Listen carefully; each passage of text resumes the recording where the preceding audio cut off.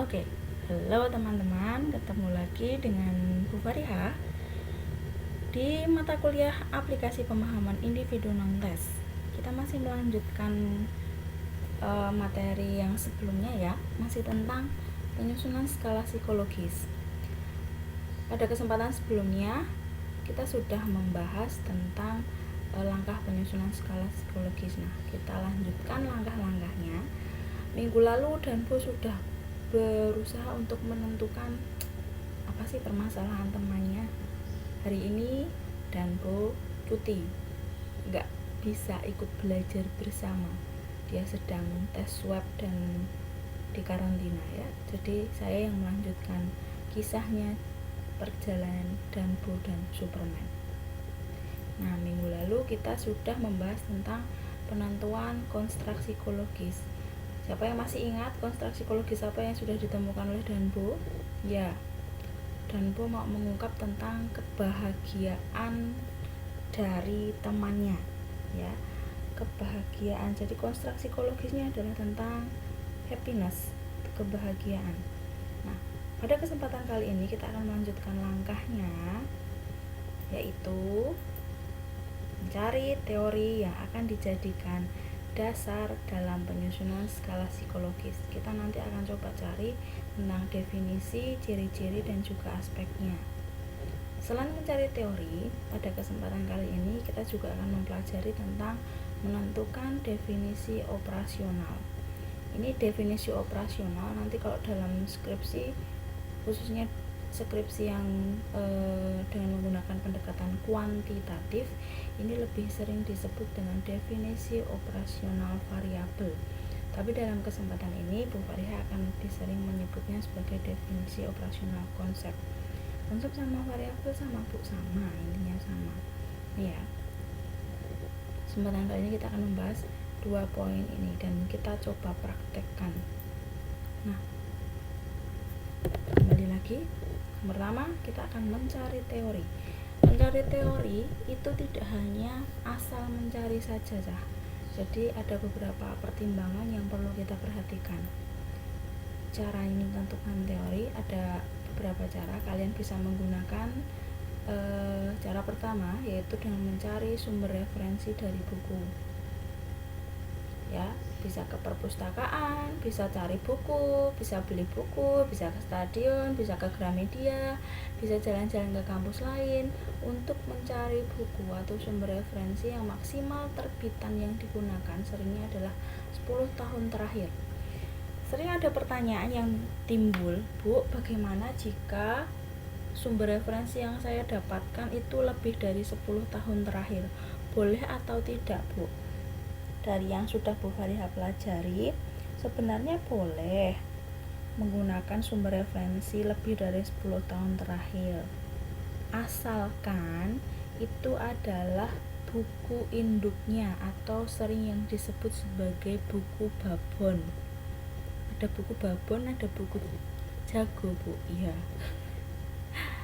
Intermezzo saja, buku babon itu buku induknya ya. Jadi dari pencetus teori pertama yang mengungkapkan teori itu, yang menulis tentang teori itu yang dipakai.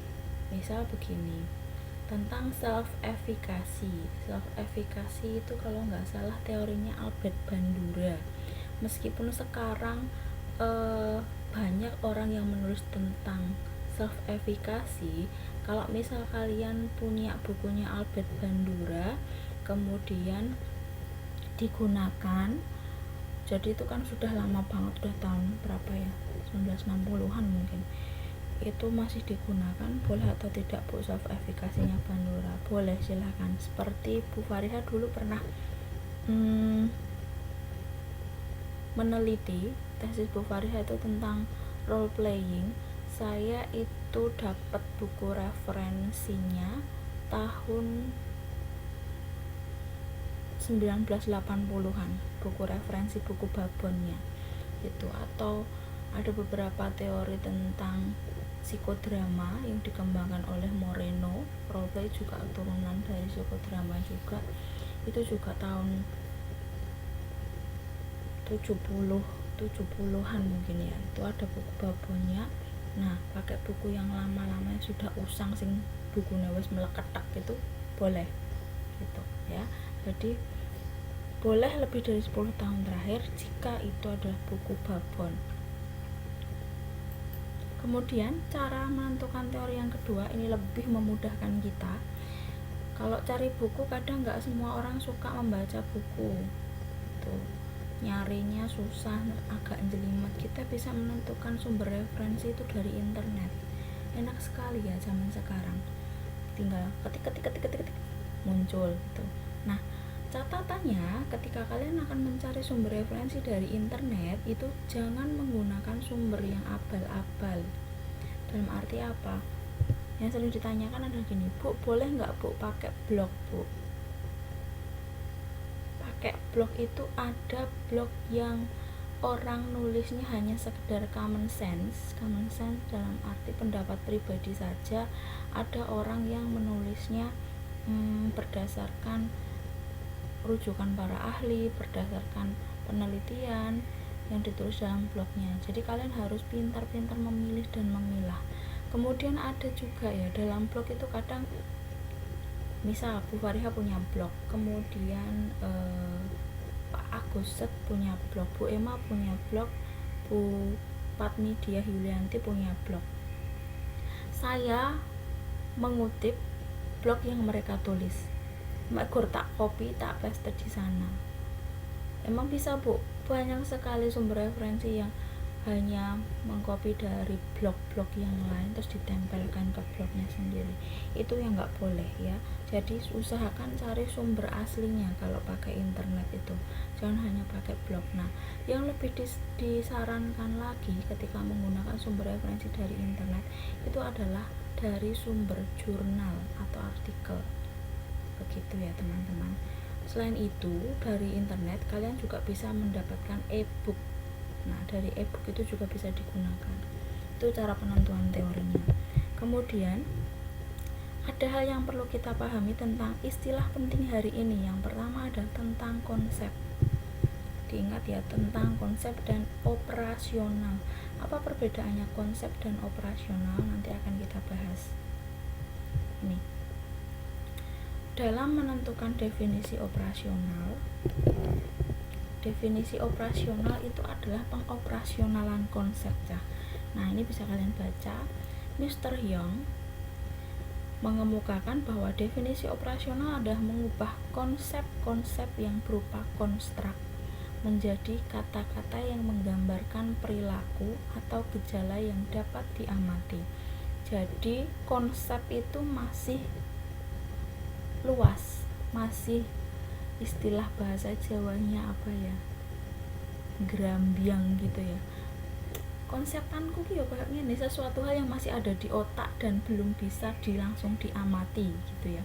Kalau kalian sering ngomong ki konsepanku ki koyo ngene itu berarti masih ada yang belum bisa terukur gitu. Nah, ketika dioperasionalkan berarti mereka itu sudah bisa diamati dalam bentuk perilaku. Jadi wis ketok bentuke, mereka sudah bisa merasakannya, orang lain bisa mengamatinya. Itu adalah operasional. Lalu bagaimana cara mengoperasionalkan konsep itu, Bu? Yang pertama, cara mengoperasionalkan konsepnya kembali lagi seperti mencari teori tadi, cari literatur yang telah ditulis oleh para ahli. Jadi mereka akan menuliskan banyak hal ya, mereka akan menuliskan banyak hal tentang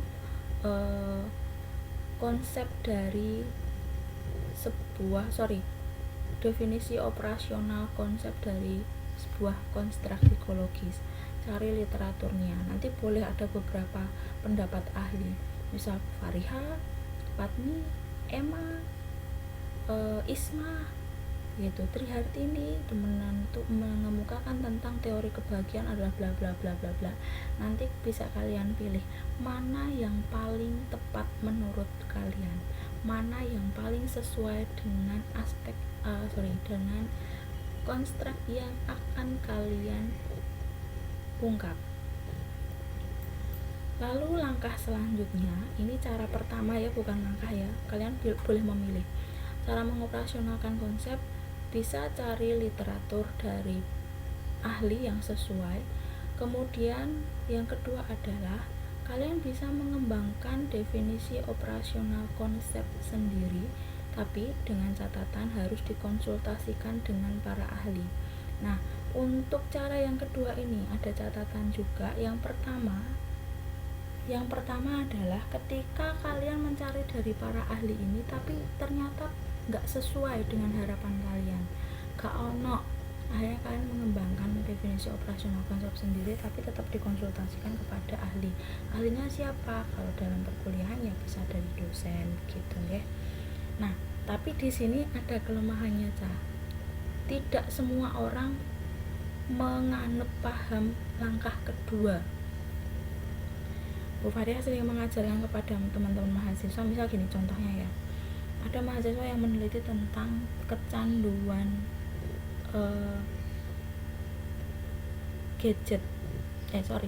kontrol diri penggunaan HP. Teori kontrol dirinya ada, teori penggunaan HP-nya nggak ada. Teori yang langsung menyebutkan tentang kontrol diri penggunaan HP itu nggak ada. Jadi mereka harus menggabungkan antara kontrol diri dan handphone, begitu nggih. Nah, mereka menggabungkannya. Tapi banyak dosen yang menganggap itu adalah sebuah kesalahan.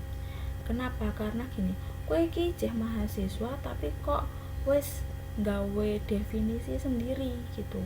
Padahal sebenarnya kita bisa menggabungkan dua teori jika definisi operasional yang kita harapkan nggak ada, kita bisa menggabungkan dari teori-teori itu kemudian dipaske yang pas sama penelitian kita nanti seperti apa gitu ya. Nanti jadi kayak contohnya kontrol diri penggunaan HP itu nggak ada teori langsung membahas itu, jadi harus teori kontrol dirinya baru HP-nya digabungkan. Catatannya ingat ya, tidak ada literatur yang ditulis oleh para ahli atau tidak sesuai literaturnya, kemudian harus dikonsultasikan dengan ahli. Bu Faria sering menemukan masalah mahasiswa itu salah menentukan indikator. Ketika saya tanya, kok mantuk indikator kayak gini, kok ngendi definisi operasional kayak gini dari mana? Dia bilang, saya ngarang Bu, ngarang tanpa ada runtutan dari atasnya ya, dari teori-teori sebelumnya nggak ada. Kemudian ada lagi menanyakan langsung kepada responden caranya. Nah, kalau menanyakan langsung kepada responden ini biasanya digunakan untuk menyusun skala Burgadus ya, skala Burgadus atau Thurston ya, Burgadus ya, semoga Burgadus. Bu Faria agak lupa ingat, ini tidak terlalu saya pahami, mungkin orang-orang psikologi mempelajarinya. Nah, menanyakan langsung kepada responden,